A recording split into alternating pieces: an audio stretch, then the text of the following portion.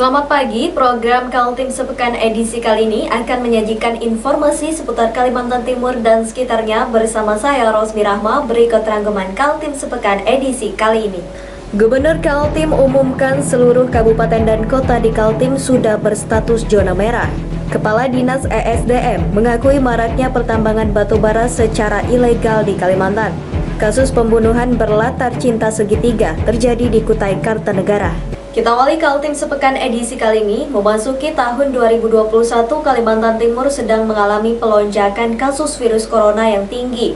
Bahkan Gubernur Kaltim Isra Nur mengumumkan saat ini seluruh kabupaten dan kota di Kaltim sudah berstatus zona merah. Ini peringatan keras bagi warga Kalimantan Timur. Memasuki tahun 2021, virus corona semakin merajalela penyebarannya. Bahkan menembus daerah paling jauh seperti Kabupaten Mahakam Ulu yang jauh di pedalaman. Gubernur Kaltim Isra Nur mengakui dia telah menerima laporan beberapa kepala daerah menerapkan PPKM atau pemberlakuan pembatasan kegiatan masyarakat.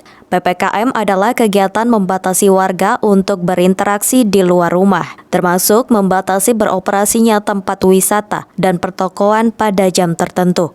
Zona merah semua Pak, antisipasi dari semua merah sekarang, semua merah. Makanya saya itu, tahu nggak model gini, model stres. Ini orang stres nih ngomong, cuma berpura-pura tidak stres. Senyum-senyum, bercanda segala macam. Subang dibilang kalka Tenggara. Oh, nggak stres. Pak Kapolri kan rumah sakitnya tipe D, ada biar dibus sampai Sukucin. Lagi di dalam pembahasan, lagi di tim kita nanti, karena nggak tahu saya kenapa jadi sampai Mahakam Ulu itu bisa. Padahal itu pemerintah daerahnya ketat sekali tuh, karena keluar masuk itu dibikin di masih aja lagi. Berarti corona ini apa?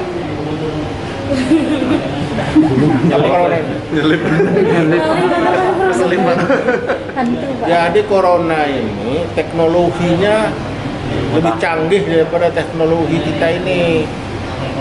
Balikpapan dan Kutai Kartanegara menjadi kawasan zona merah terparah dalam jumlah kasus aktif virus corona. Sampai dengan Kamis 21 Januari 2021, menurut Satgas COVID-19 Kaltim, ada 1.564 kasus terkonfirmasi positif di Balikpapan dan sebanyak 1.291 kasus aktif di Kabupaten Kutai Kartanegara. Peningkatan kasus aktif membuat kedua daerah itu kewalahan menangani pasien terkonfirmasi positif yang memerlukan perawatan rumah sakit. Menurut Rizal Effendi, Wali Kota Balikpapan, yang juga Ketua Satgas Penanganan COVID-19 Balikpapan, dari 11 rumah sakit dengan 459 tempat tidur, di kota itu tinggal tersisa 36 tempat tidur pada 19 Januari lalu. Begitu juga dengan ruang ICU, dari 37 tempat tidur sudah terisi 33 dan sisanya itu dicadangkan untuk bayi dan anak-anak. Di Kabupaten Kutai Kartanegara, 2 tempat disiapkan untuk menampung pasien terkonfirmasi positif yang memerlukan perawatan ruang isolasi, yaitu di Wisma Atlet Tenggarong Seberang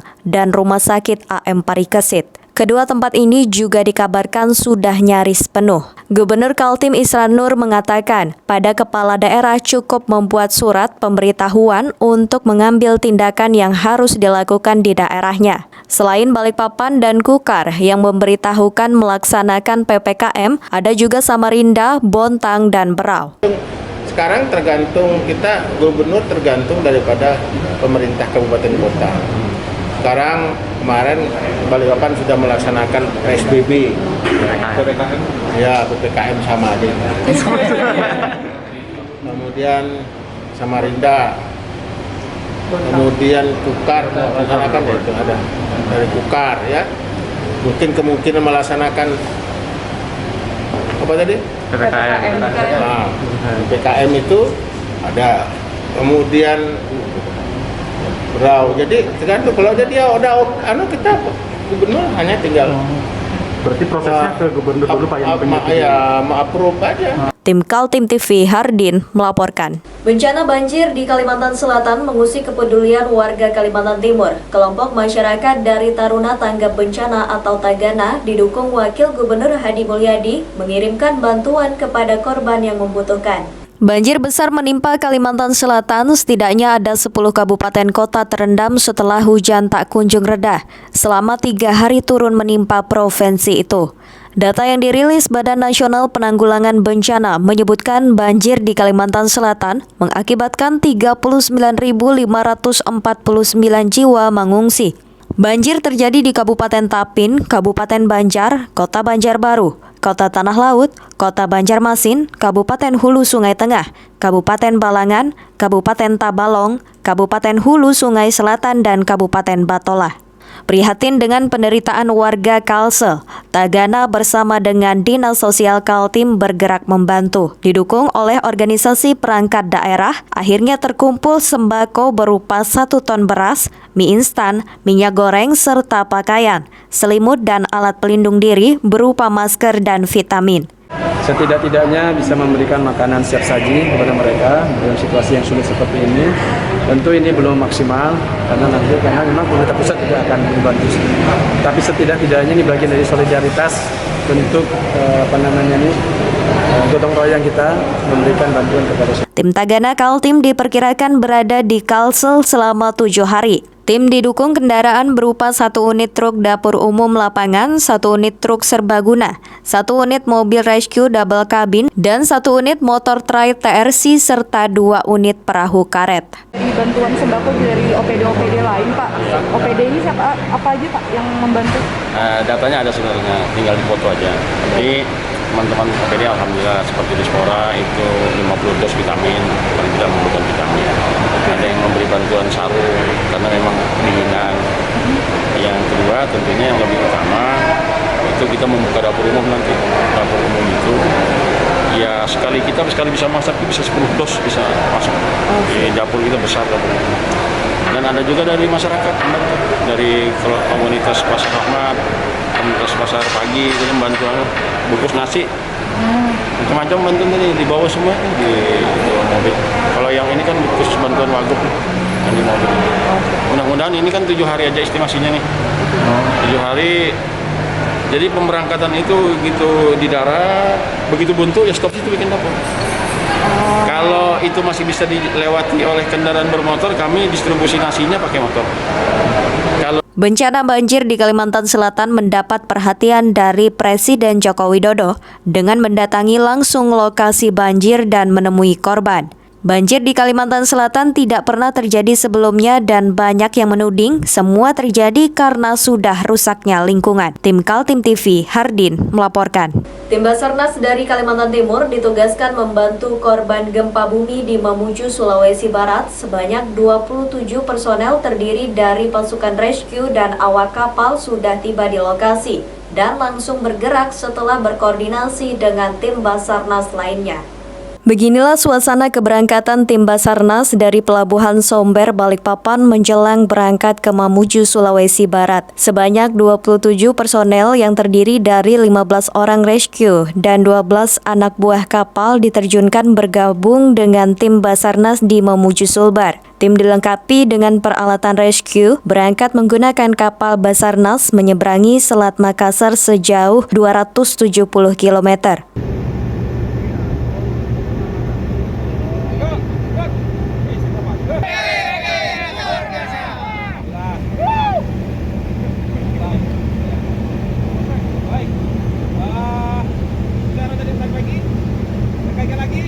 Kita bawa sudah naik semua ongkosnya.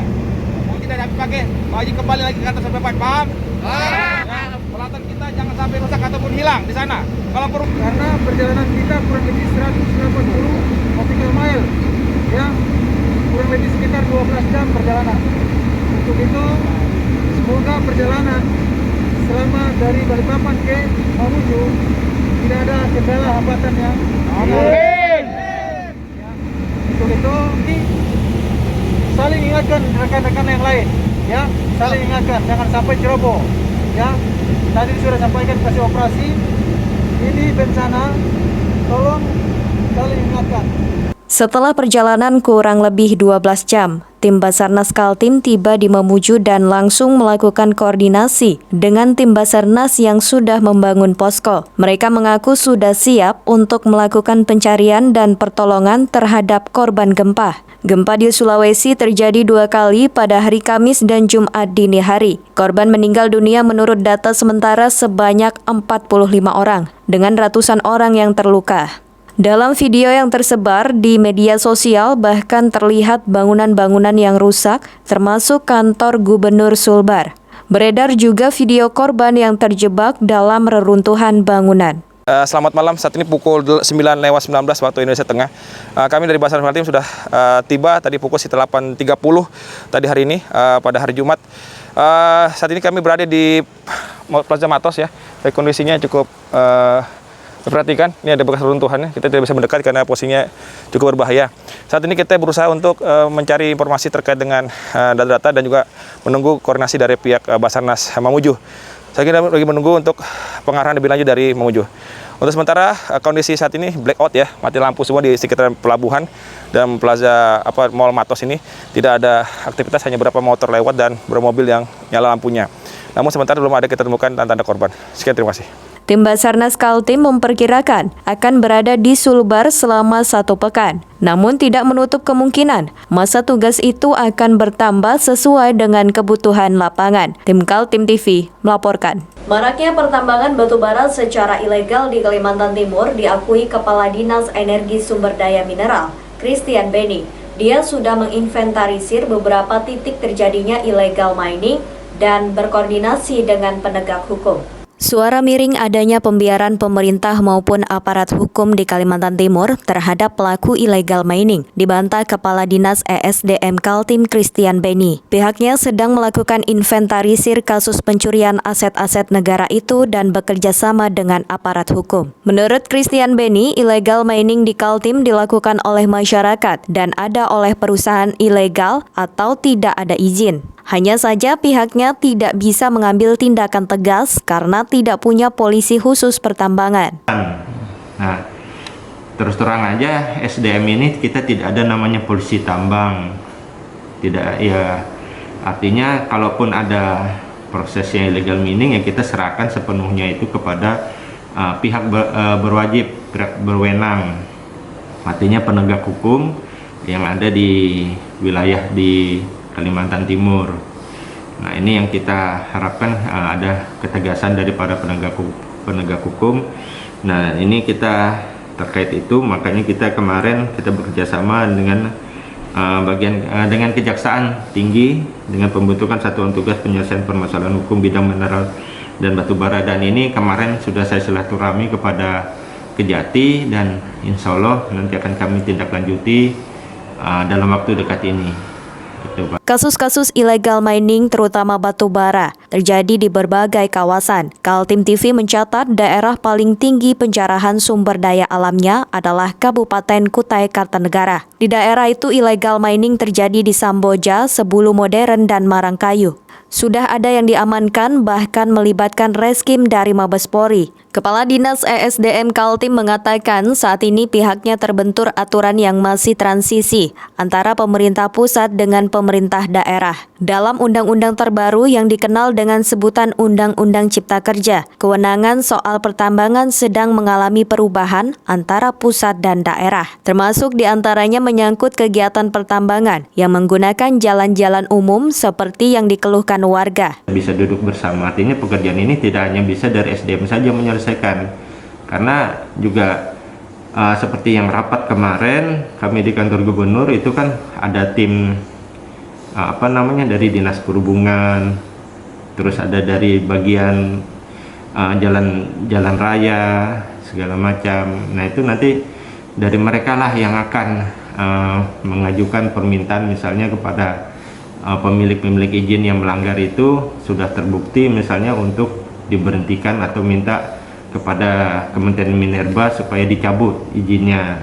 Nah seperti kayak kemarin yang untuk jalan-jalan yang di daerah tanah datar misalnya itu kan banyak juga tuh ada sekitar 18 titik ternyata yang jadi perlintasan dari izin-izin EU. Nah itu kan sebenarnya kan harus ada izin khusus. Nah ternyata didapat kemarin tidak ada izin. Beni mengatakan pada prinsipnya Dinas ESDM Kaltim dan Pemprov Kaltim menginginkan hasil sumber daya alam semaksimal mungkin bisa dinikmati masyarakat Kaltim. Tim Kaltim TV, Hardin melaporkan. Informasi selanjutnya ada kabar gembira bagi para penggemar kopi luwak. Ternyata di Kabupaten Kutai Kartanegara ada kelompok tani yang sedang giat-giatnya membangun kampung kopi luwak. Tidak sekedar untuk memproduksi kopi dengan cita rasa yang tinggi, tapi juga menjadi destinasi wisata. Letak kampung kopi luwak itu di Desa Prangat Baru, tepatnya di kilometer 60 Jalan Poros Samarinda Bontang yang masih wilayah administrasi Kecamatan Marangkayu, Kabupaten Kutai Kartanegara. Warga bisa dengan mudah menjangkau lokasinya untuk sekedar mengopi atau bahkan melihat dari dekat bagaimana para petani memproduksi kopi. Di sana, selain ada tanaman kopi, para petani juga menyiapkan peternakan hewan luwak atau yang akrab disebut musang atau bahasa ilmiahnya Paradoxurus hermaphroditus. Selain beternak hewan luwak, para petani juga memelihara luwak liar yang memang disengaja untuk memakan buah kopi dan kemudian dikeluarkan kembali dalam bentuk kotoran luwak. Seperti diketahui, proses kopi luwak menjadi nikmat karena melewati proses pencernaan di dalam perut hewan luwak. Di sini saya memperkenalkan kebun kopi yang sudah ada ini sekitar kurang lebih luasnya 2 hektar ya. Dan di sini rencana kedepannya akan dijadikan tempat wisata, yaitu untuk wisata alam, untuk melihat kopi dan untuk bersepeda air. Rencananya kolam di depan itu akan dijadikan tempat untuk bersepeda air. Kira-kira berapa jumlahnya ada di kebun kopi di sini? Kebun kopi ini luasnya 2 hektar, kurang lebih 2 hektar. Ada berapa pohon yang sudah produktif? Yang kurang lebih masih sekitar 500-an ini. Dan menghasilkan apa aja tuh? Ya sementara ini masih menghasilkan kopi luwak alami ya, yang seperti yang kita lihat tadi itu masih kopi luwak alaminya. Dan kedepannya mungkin bisa lebih banyak lagi kan, karena ini memiliki kelompok tani itu ada 30 orang. Yang pengembangannya ini sekitar masih kurang lebih masih 5 hektaran yang baru berkembang ini. Rencananya ke depan itu satu orangnya akan mempunyai 2 hektar dalam 30 orang ini. Luas kampung kopi luwak sekitar 2 hektar, pengurus kelompok tani berusaha melengkapi kawasan itu sebagaimana tempat wisata. Menurut Murholik, bekerja sama dengan pemerintah desa, mereka ingin diterbitkan perdes atau peraturan desa yang mengatur hewan luwak tidak boleh diburu lagi, tapi dibiarkan agar memakan buah kopi secara alami. Inilah salah satu contoh dari luwak liar ini. Kotorannya kan ini yang dibilang kopi luwak ya, ini sudah aslinya yang alami dari hutan kan. Luwaknya itu. Rencana kedepannya kalau sudah ini kopi ini lebih meningkat produksinya, akan dibuatkan perdes oleh desa untuk supaya luwak itu tidak diburu lagi, agar nanti luwak kan bisa berkembang biak dan bisa untuk jadi hasil untuk kopi ini. Diakui Murholik, proses pembuatan kopi luwak masih mengalami kendala produksi lantaran belum dilengkapi dengan sentuhan peralatan yang memadai. Tim Kaltim TV, Hardin melaporkan. Rapat perdana Komisi 2 DPRD Kaltim dengan Pemprov, khususnya stakeholder yang membidangi Perusda, berlangsung dinamis di gedung DPRD Kaltim. Selain mendapatkan informasi perkembangan Perusda, Komisi 2 menyampaikan keinginannya menjadi pengawas aktif terkait bisnis badan usaha milik daerah itu. Memasuki bulan Januari 2021, Komisi 2 DPRD Kaltim yang membidangi ekonomi langsung tancap gas, mendorong Pemprov Kaltim membenahi Perusda atau perusahaan daerah yang kerap juga disebut badan usaha milik daerah. Informasi yang diperoleh Komisi 2 DPRD Kaltim, saat ini ada 7 Perusda yang status direksinya tidak lagi definitif. Pemprov menunjuk para direksi sebagai pelaksana tugas, sampai dilakukan rekrutmen direksi baru yang belum diketahui sampai kapan. Lantaran itu, Komisi 2 menilai sistem rekrutmen direksi adalah pintu masuk yang strategis untuk membenahi Perusda. Komisi 2 tidak menginginkan direksi dipilih karena nepotisme pejabat Pemprov yang sedang berkuasa. Rekrutmen ini harus disampaikan kepada DPRD. Meskipun secara aturan DPRD tidak bisa terlibat langsung dalam hal rekrutmen itu, tetapi fungsi pengawasan, fungsi monitoring kita untuk mengantisipasi kejadian-kejadian yang tidak kita inginkan seperti ini misalnya. Nah, kalau misalnya kejadian-kejadian seperti ini terjadi, tidak bisa juga kita langsung serahkan bahwa ini sudah ditangani hukum, pemerintah sudah lepas tangan. Tidak bisa seperti itu. Karena kenapa? Apa kerjanya Dewas yang lalu? Apa kerjanya komisaris yang lalu? Mestinya kan itu melakukan fungsinya sebagai pengawas perusda-perusda yang ada. Jangan timbul persoalan begini semua lepas tangan. Kan kita tidak mau seperti itu. Kalau tinggal semuanya nanti berujung kepada kepada hukum seperti yang ada sekarang, seperti PT Aku, kemudian PT MMP sekarang juga yang lagi diperiksa masalah penyertaan PI. Untuk apa ada dewan pengawas? Untuk apa ada komisaris yang kita tempatkan dan kita gaji seperti itu? Bukan rahasia umum lagi, selama ini Perusda menjadi sumber pendapatan baru pejabat pemerintah yang mengangkat para direksi. Akibatnya Perusda tak mampu berkembang, bahkan menjadi beban APBD Kaltim karena terus-menerus dibiayai pemerintah. Sutomo Jabir mengatakan Komisi 2 sebagai mitra eksekutif akan mengawasi perjalanan Perusda, dimulai dari sistem rekrutmen direksi sampai pada pelaksanaan rencana bisnis ke depan. Ini adalah pintu bagus lah kalau mau menyeleksi secara betul. Yang saya tidak mau, jangan sampai ini aturan ini cuma mengikuti alur aja, jangan sampai orangnya udah dipersiapkan lebih dulu, tinggal mengikuti alur ini, itu yang kita tidak mau. Sehingga mudah-mudahan tim penyeleksi nanti ini, kemudian tim UKK ini betul-betul independen, tidak terkait dengan kepentingan manapun. Sehingga Tim Kaltim TV, Hardin melaporkan. Punya saham participating interest sebesar 10% di perusahaan migas PT Pertamina Hulu Mahakam, pemerintah Provinsi Kalimantan Timur dan Kutai Kartanegara berhak atas dividen alias keuntungan sisa hasil usaha. Tahun 2019 lalu dividen terbagi 573,3 miliar rupiah, namun sayangnya tidak seluruhnya masuk ke kas daerah. Masih ingat nama Blok Mahakam? Itulah sumur minyak yang sekarang diberi nama WK atau Wilayah Kuasa Mahakam. Letaknya di sekitar muara Sungai Mahakam Kabupaten Kutai Kartanegara yang dikenal pula dengan sebutan Delta Mahakam. Tahun 2018 lalu, perusahaan Persero PT Pertamina Hulu Mahakam mengambil alih sumur Blok Mahakam yang sebelumnya dikelola Total EP Indonesia. Pengambil alihan itu menandai dimulainya era kepemilikan saham participating interest kepada Pemprov Kaltim sebesar 10%. Dengan saham participating interest atau PI itu, Pemprov melalui Perusda PT Migas Mandiri Pratama Kutai Mahakam berhak atas dividen sesuai besaran saham 10%. Tahun 2019 lalu, angka pembagiannya sebesar 573,3 miliar rupiah. Namun inilah awal munculnya persoalan, karena ternyata dividen yang semestinya masuk ke kas daerah, namun tertahan dulu di Perusda. Dari Perusda itu kemudian hasil keuntungan dibagi-bagi sesuai kesepakatan Pemprov Kaltim sebesar 66,5% dan Kutai Kartanegara melalui PT Mahakam Gerbang Raja Migas sebesar 33,5%. Ada lagi pemotongan untuk gaji-gaji operasional perusahaan, padahal dividen itu bukan hasil dari kerja perusahaan. Kenapa diaudit? Ini adalah bagian dari tugas kami sesuai undang-undang ya. Undang-undang pemeriksaan olah keuangan bertanggung jawab negara, bahwa kami memeriksa itu ada 3 jenis pemeriksaan: pemeriksaan keuangan, pemeriksaan kinerja, dan pemeriksaan dengan tujuan tertentu.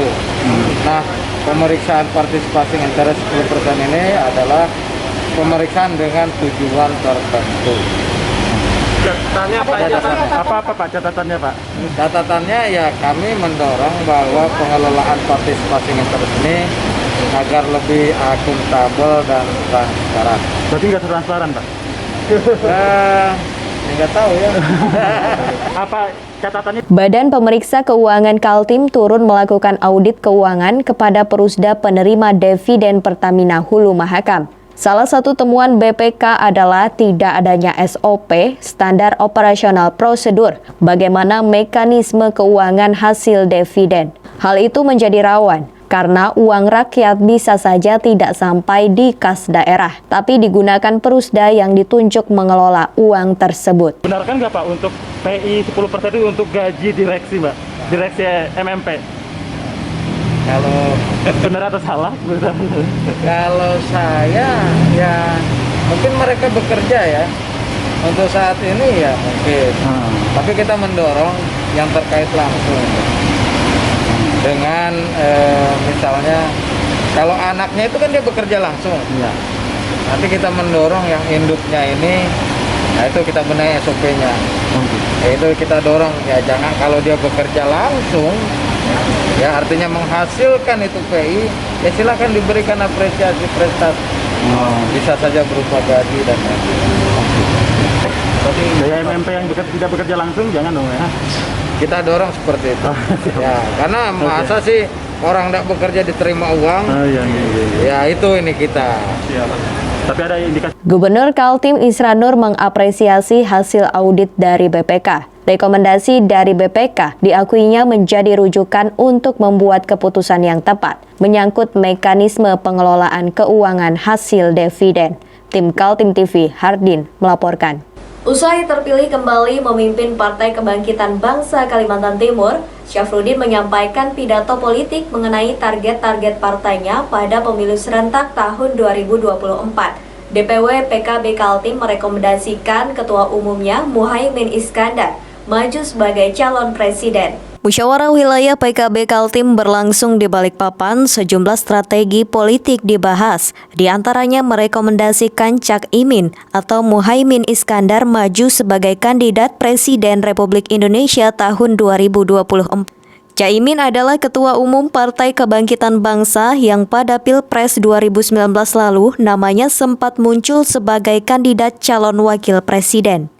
Selain merekomendasikan Cak Imin, PKB Kaltim juga bertekad membawa partai itu meraih kejayaan pada pemilu 2024, yakni mampu mengirim wakilnya sebagai anggota DPR RI, serta menambah raihan kursi kadernya sebagai wakil rakyat di DPRD provinsi maupun kabupaten kota. Syafruddin mengatakan kalau ikhtiar itu gagal terrealisasi, maka siap mundur menjadi Ketua DPW PKB Kaltim. Pada pemilu legislatif tahun 2019, PKB berhasil meningkatkan perolehan kursi di legislatif. Untuk DPRD Kaltim meraih 5 kursi, sedangkan di kabupaten dan kota terdapat 4 kadernya menduduki unsur pimpinan DPRD. Syafruddin mengatakan dia menunjukkan komitmen dan bersedia mundur jika tidak mampu mencapai target. Gagal mengirim kader terbaiknya ke DPR RI, saya akan mundur. Tidak lagi bersedia menjadi ketua PKB Kalimantan Timur. Apakah saya atau apakah ada kader yang lain, itu nanti biar rakyat yang menentukan. Ini adalah bagian komitmen saya, atau saya sebagai contoh kepada ketua-ketua DPC, bahwa bagi ketua DPC yang gagal, maka harus dikasih sanksi. Bagi ketua DPC yang berprestasi, maka kita akan kasih reward. Karena itu, ke depan ketua DPC yang tidak bisa menambah perolehan kursinya, maka siap-siap aja untuk diganti. Untuk memberikan contoh kepada para ketua cabang di kabupaten kota, jika tidak mampu memimpin sebaiknya mundur. Tim Kaltim TV, Heriman melaporkan. Polres Kutai Kartanegara menggelar kasus pembunuhan berlatar cinta segitiga yang terjadi di daerahnya. Korban bernama Hafiz Azhar meninggal dunia setelah dipukul dan ditusuk senjata tajam oleh rivalnya karena menyukai perempuan yang sama.